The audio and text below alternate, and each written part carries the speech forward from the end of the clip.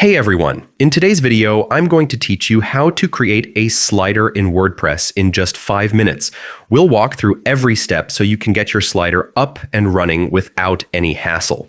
First, head over to wordpress.com, click the login button, and for a faster experience, choose Continue with Google. Pick the Google account linked to your WordPress site, and you'll be taken straight to your dashboard. On the right panel, find Quick Links and click Edit Site.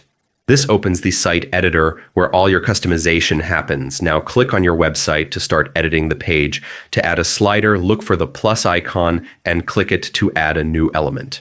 In the search box, type Post Carousel. This versatile slider lets you showcase your posts in a stylish, interactive way. Click it, and the carousel is added to your page. Next, personalize your slider. Adjust the order of posts, number of posts displayed, and overall design to match your site's style. WordPress makes it easy to see all changes in real time.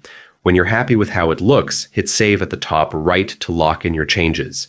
And there you have it. Your very own WordPress slider is ready. With just a few clicks, you've added an attractive and functional element that enhances your site's visual appeal and interactivity.